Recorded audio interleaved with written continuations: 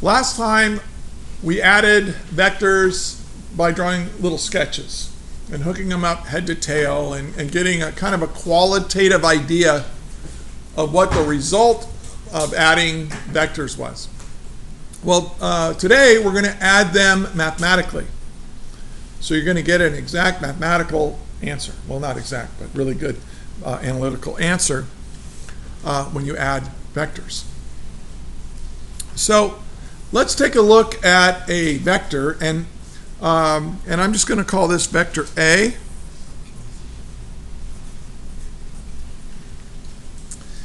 Now, we have to describe vector A with measurements. Okay, we want to know. Now, remember, what is a vector quantity? A vector quantity has magnitude, that's how long it is, or how big it is, and it has direction.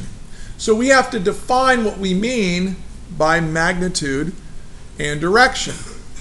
So let's talk about magnitude. That's the easiest one. Let's say that vector A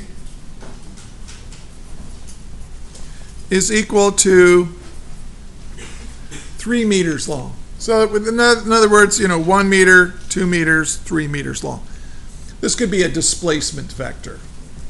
Okay, so vector A represents 3 meters of displacement, going from one place to another.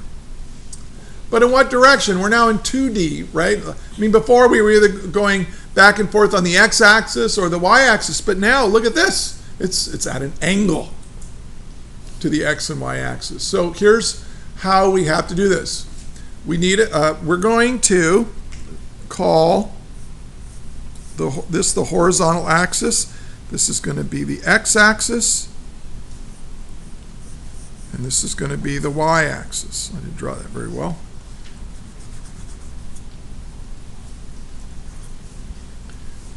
All right, we've done this before.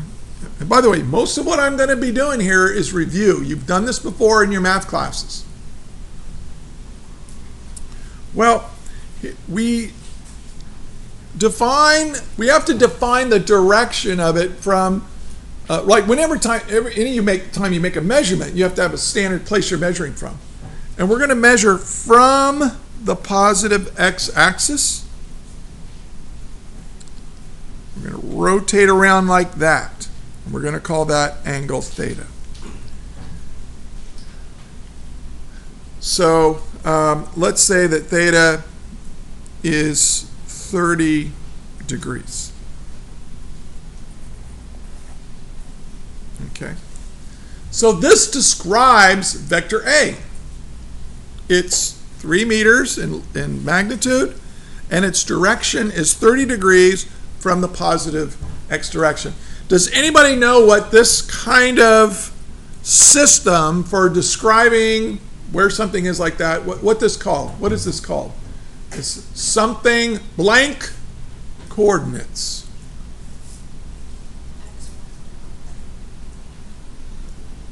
Something coordinates. Starts with a P. Polar, yes, polar, like polar cluster. All right, for example. All right, so these are polar coordinates.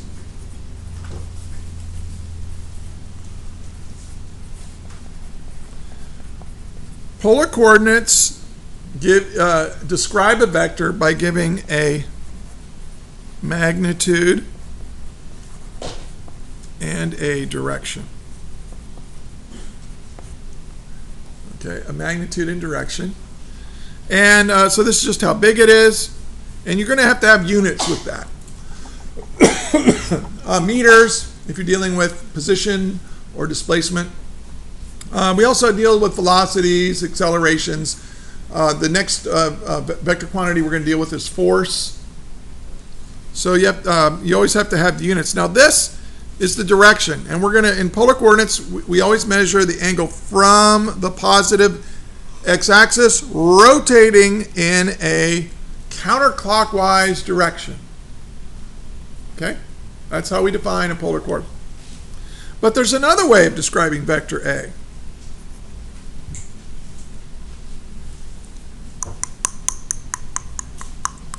How far does A go in the x direction?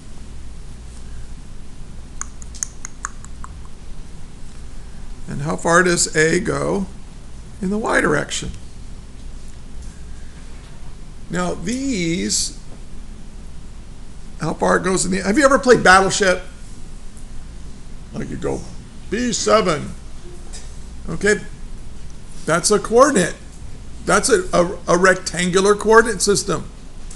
So I don't know why they call it rectangular coordinates when actually the whole thing makes a triangle, but oh well, you can't have everything. All right, so so this is going to be A in the x and A in the y. Now notice that this is not a magnitude and a direction. Well, it sort of is a magnitude and a direction. A, that's a magnitude in the x. That's a direction. That's how far you go in the x. And then A in the y, well, how big it is the number you put here, but you know it's in the y direction. Okay, so and you can do that. Now, how do I get these numbers? What is A in the x? What is A in the y? How am I going to figure that out? Based on, you know, what if this is 3 meters and this is 30 degrees? Well, let's review trig. Oh, by the way, and this right here is called rectangular coordinates. And I think because if you have this spot, you have, you know, this in the, there's your y value and here's your x value, and it does make kind of a rectangle out of it. Because the x and y axis are, you know, perpendicular to each other. But anyway, let's review trigonometry.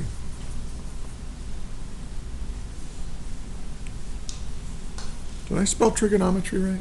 I think so. I hope so. There's no spell checking when I write. How come if I spell something wrong, a little red underline doesn't come underneath it? Okay, so if you have a right triangle,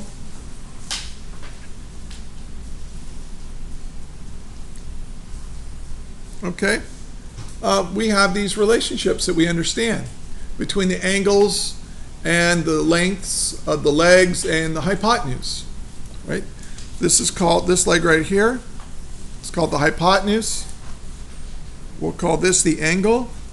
This is adjacent to the angle, and this is opposite to the angle. And notice that that's just what I have here is a right triangle. Because the x and y axis are perpendicular, A in the x and A in the y are perpendicular to each other.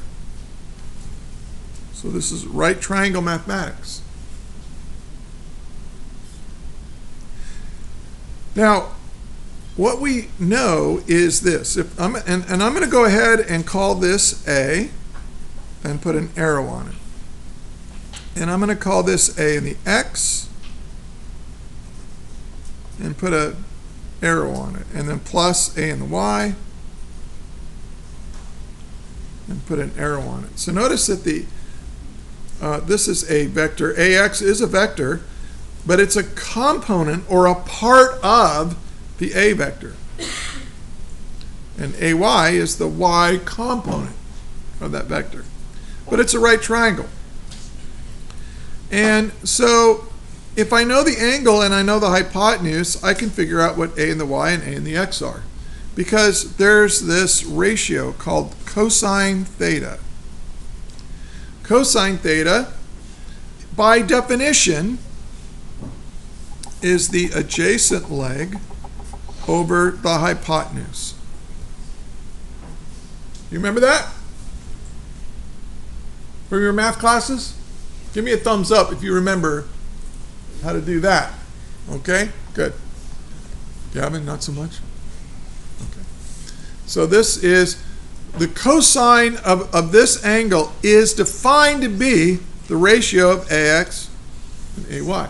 So, if you give me an angle, say 60 degrees, if you told me that, oh, this theta is 60 degrees, punch it in your calculator, I'll tell you what the ratio is of AX over AY over A.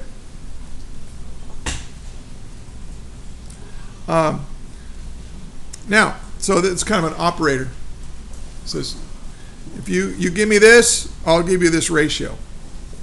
And if I know this ratio and I know what the hypotenuse is, I can solve for a and the x. In other words, ax is equal to a cosine theta.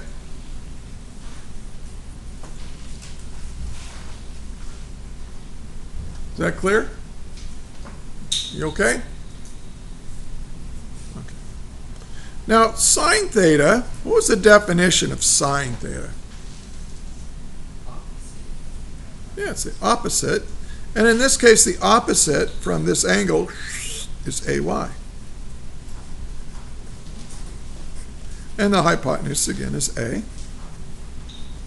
So A and the Y is equal to A times the sine of the angle. So these two equations you should add to your equation list. And notice that we're given polar coordinates. If I know the polar coordinate of a vector, its magnitude and its angle, I can figure out what its x component and y component are by using this. So this is from polar to rectangular coordinates.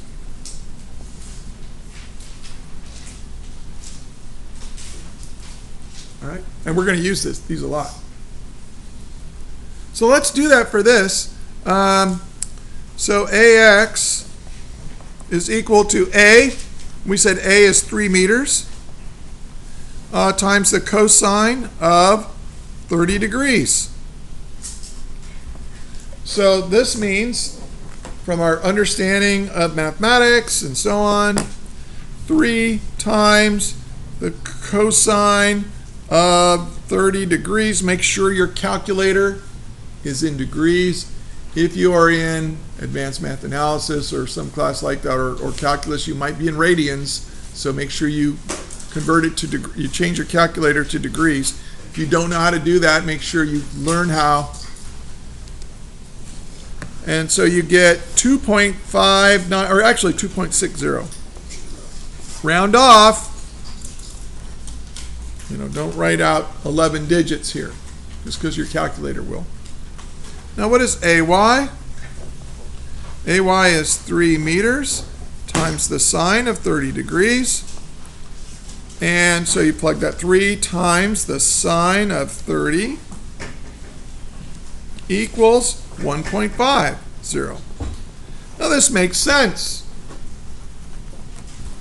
The sine of 30 degrees is one of those you should memorize from your math class. Sine of 30 is 1/2. If you have a 30-degree angle here, AY will be exactly half as long as the hypotenuse. Isn't that cool? All right. So we can now say that vector A, here's how we would say vector A. We would say vector A is 2.60 meters, comma 1.50 meters. Now, if you see it listed like this, where you have a meters and a meters, then you know, oh, this is in rectangular coordinates. And the first coordinate is our x coordinate, our x component, and our the 1.5 meters. The second one is the y component of the vector. Okay? We always put the x first and then the y.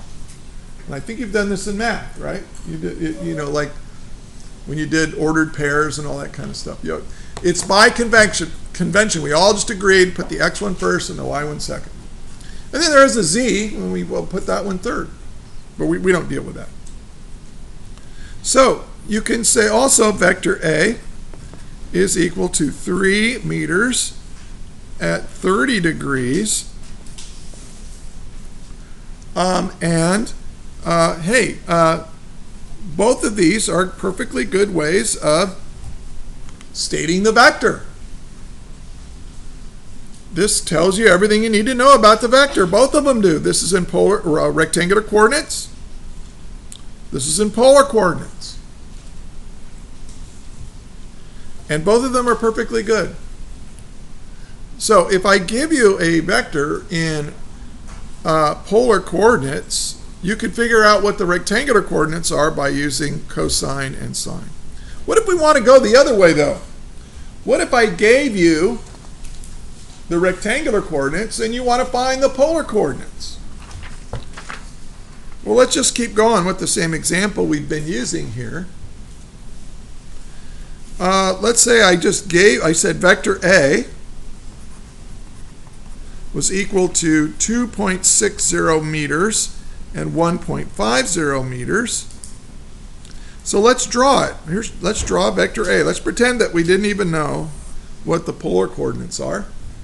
And so here's my x-axis and y-axis, and I would go, in the x I would go 1, 2, 3 meters, and here I'd go 1, 2. That's our y in meters. They're both in meters. And I would say, okay, well, the x is 2.6, so 1, 2.6. I'll go up from 2.6, and there's 1.5 right here. Start here, go here, and this is my vector A. I just drew it using rectangular coordinates. Now, how do I find the polar coordinates of this? Well, I know the x, and I know the y. Well, AX equals 2.6 meters, and AY equals 1.5 meters. So how would I find the hypotenuse? If I give you this leg here, and I give you this leg here, how do I find the hypotenuse? What mathematical tool do I use to find the hypotenuse? Pythagorean theorem. So I know that A is equal to the x component squared plus the y component squared. Well, let's see. A equals the square root of 2.60 meters squared plus 1.50 meters squared. Let's see what I get. Now, what should I get? I should get 3. Let's see if I get 3.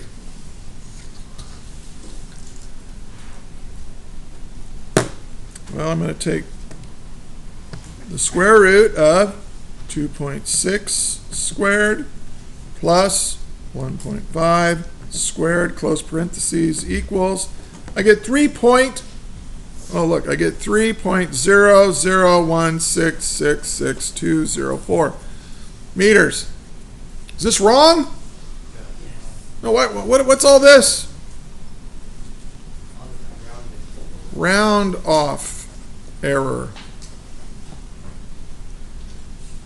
Well, but I rounded these to 3 significant figures, so let's round this off to 3 significant figures, and I get 3.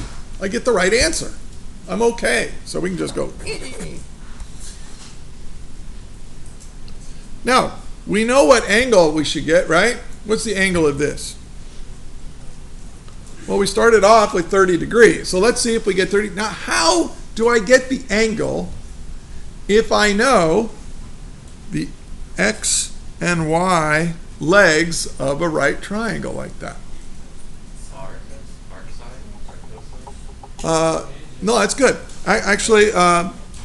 Remember tangent theta. How is tangent theta defined? It's the opposite over the adjacent, right?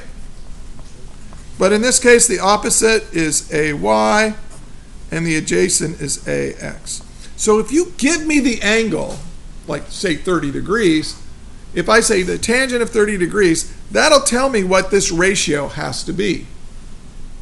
But if I'm given AY and AX, I already know what the ratio is. So is there a mathematical operator where if I give you the ratio, of the y over the x, out pops the angle from your calculator, this algorithm that's in your calculator?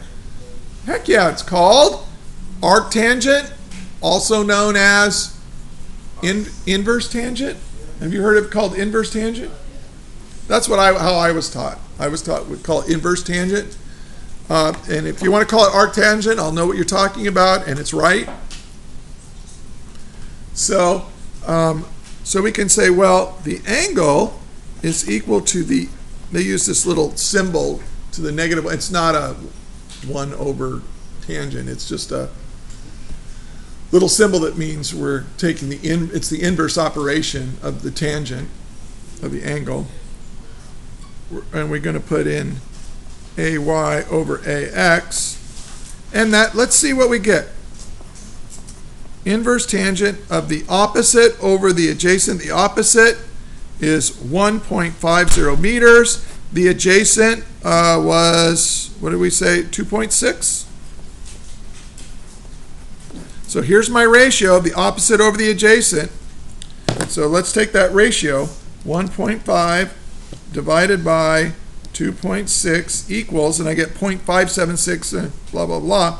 Now I'm going to take the inverse tangent of that. So I go second inverse tangent, or second tangent. I got to stick the answer in there. And out comes, oh, my angle is 29.98 degrees. Is that wrong? No, it's right, because let's round it off to 3 significant figures. What do I get if I round it off? 30.0 degrees. So everything's good within 3 significant figures, and that's all I need.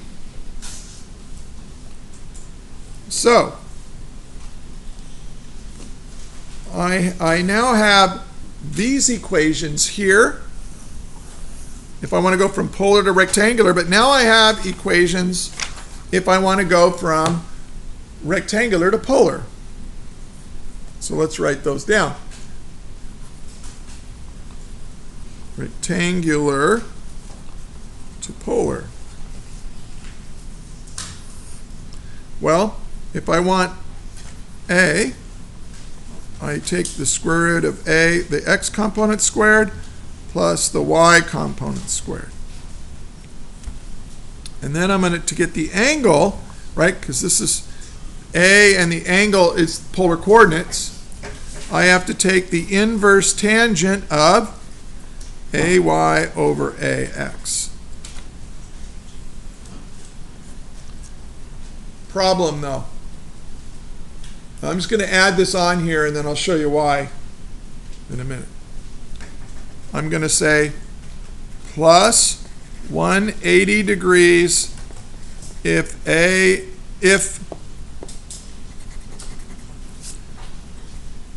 negative AX.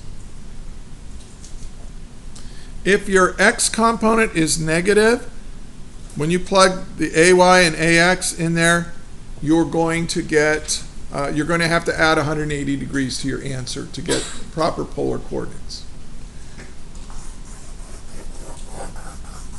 When you see me put a bubble around that, that means I think you should put that on your equation list for doing homework and getting ready for quizzes and exams. Okay? Now let me show you why you have to include this. Let's take a look at a different vector.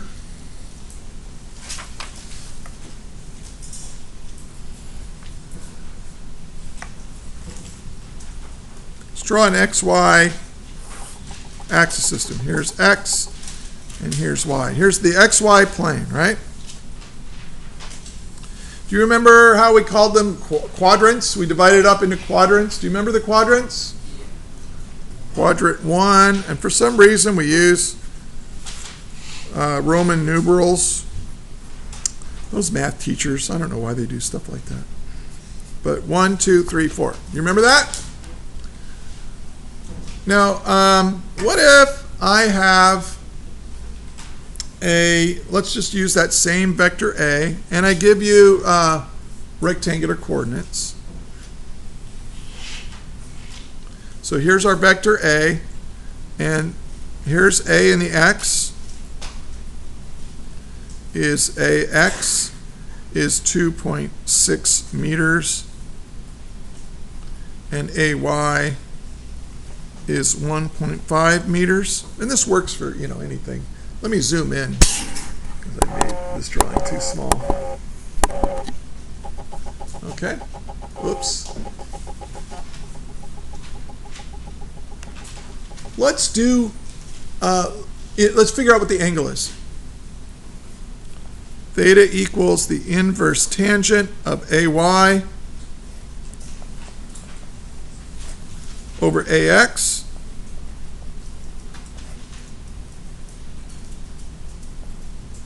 And what do we get? We get 30 degrees. I dare you. Plug that in your calculator, it'll round off to 30 degrees. You believe me? You believe me? That's good. Thank you. All right. Now, but let's go over here. Now this vector is very interesting. I made this, here's the same length as this vector, but it's in the opposite direction. Now let's look at what that means about its x and y components. Here I have the x component. And what is true about AX? It equals negative 2.6 meters. You see how that's negative, right? And what's AY? See how AY equals negative 1.5 meters? Does that make sense to everybody? Okay. Well, what if I take the inverse tangent of this? Do I have room down? Yeah, I have room down there. See. Well, let's take the y component, negative 1.5 meters, and divide it by the x component, negative 2.6 meters. Well, what happens when you have a negative dividing by a negative? It's a positive. So this ratio and this ratio are exactly the same ratio. So what are you going to get when you take the inverse tangent of this? You're going to get 30 degrees. But it's not at 30 degrees.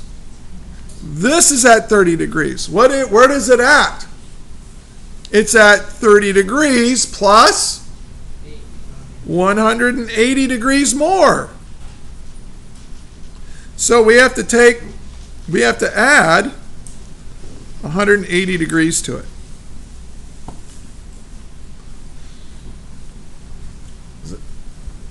To get to where it actually is. And what is that? That's 30 plus 180. What is that, 210? Yeah.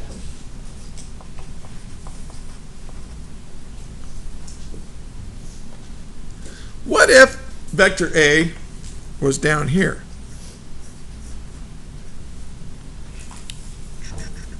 Now its x component is still 2.6, but what is true about its y component now?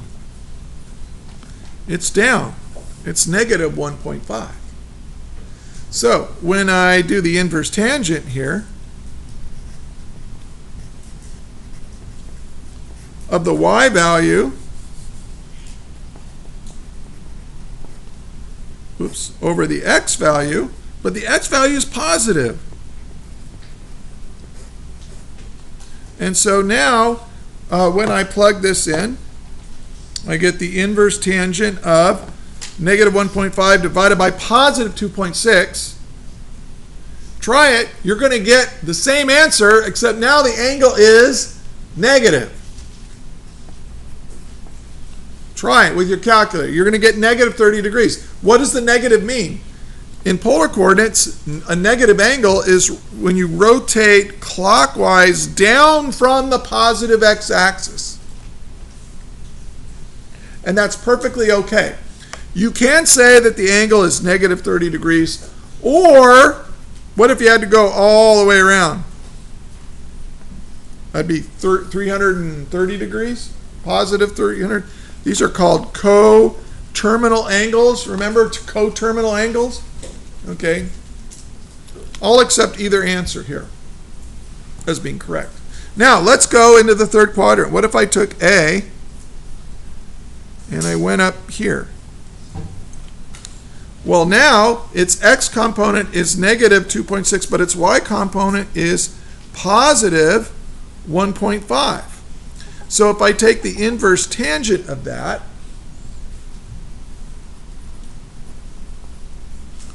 I get 1.5 meters divided by negative 2.6 meters. So guess what angle I get when I do this?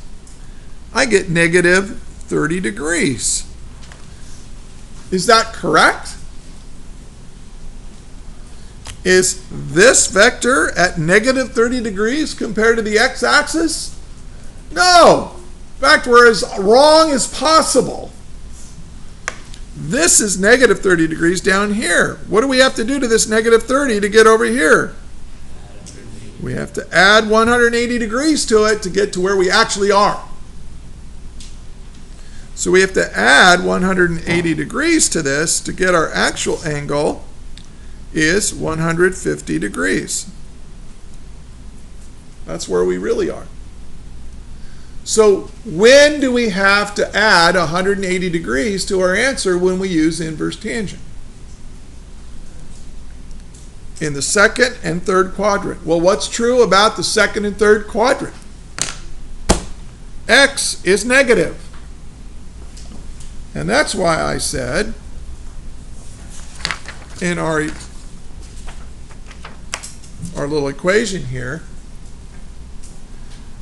that to find the angle, if you're given rectangular coordinates, to find polar coordinates, to get the angle, you take the inverse tangent of this, of the AY over AX, and then you add 180 degrees, but only if the X component is negative. Okay, is that clear? Okay. No questions? Yes? You said you would accept either answer for it, so on a test, if we just left it without the additional 180 degrees, no, we get it well, that's not what okay. The question was, I said that I would accept either answer, and that's not what I meant. What I was talking about is I didn't add 180 to this, oops. I didn't add 180 to this to get this. I added 360, right? Those are coterminal angles. If I add 180 degrees, it's in the opposite direction, which is different. This angle and this angle are the same on the xy plane. Do you see that? Right? If I have an xy plane, here's my angle right here. I can go down 30 or I can go around 330. Okay, they're the same angle. Those are called coterminal angles. This is all right, but this is not what's happening. When the x component is negative, I'm getting the wrong angle. I have to correct it by adding 180 degrees to it.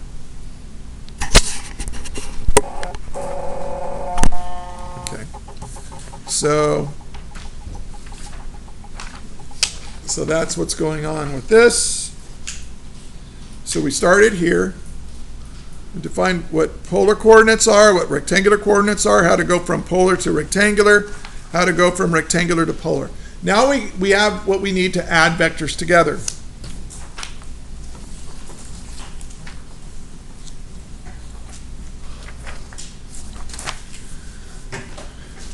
If I go A plus B,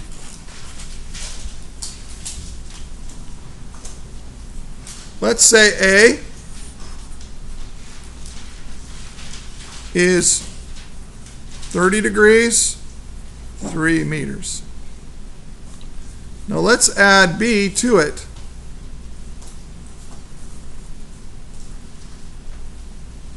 Let's make B a little bit shorter. Let's say B, this is A equals, let's say B equals let's say it's 2 meters, so it's a little shorter. It's only 2/3 as long. And let's say it's at 70 degrees. Well, how am I going to add these together? Well, first, these are the steps I want you to follow. First step is sketch. Sketch the arithmetic. So I'm going to do that here. Let's say this is given. And what are we trying to find? R such that R is equal to A plus B. Keep it really simple. So let's solve. I'm going to sketch A, and then I'm going to sketch B as best I can. So here's A, and here's B. And then we'll sketch R. R is like this. Ooh, doesn't look very good. So there's R right there. Now, we're going to convert to rectangular coordinates. So the first thing, so to do it mathematically, you have to convert to rectangular coordinates. And I'll tell you what, I'm gonna do it like this. I'm gonna go A plus B, like this. You know, you add in columns. So let's do this. We have A is 3 meters at 30 degrees. B is 2 meters at 70 degrees. Now what happens if I add these together? If I add these together, 5 points will explode at the speed of light off of your exam. Because if you go this 5 meters and 100 degrees, I will have a little heart attack, a little aneurysm, a little piece of me will die. No, you cannot add vectors in polar coordinates. It's stressing me out just thinking about it. You can only add vectors together when they are in rectangular coordinates. That's why you have to convert to rectangular coordinates.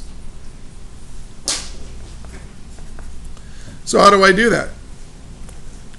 3 meters times, so here's my x value, times the cosine of 30 degrees.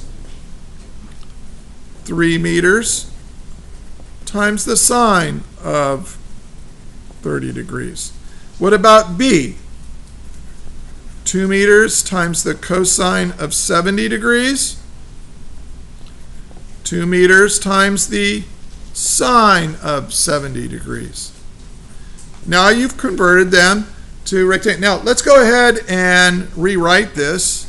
Let's do the math and save the world. Do the math, save the world. All right. So it's a little tedious. 3 times the cosine of 30 equals we already did this, 2.60 meters, and this was 1.50 meters, right? This was A, and then plus B.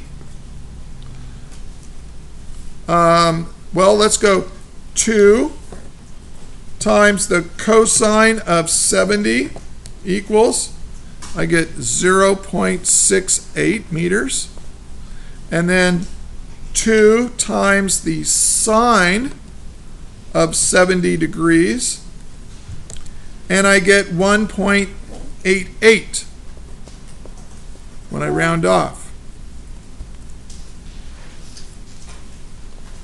Step 3,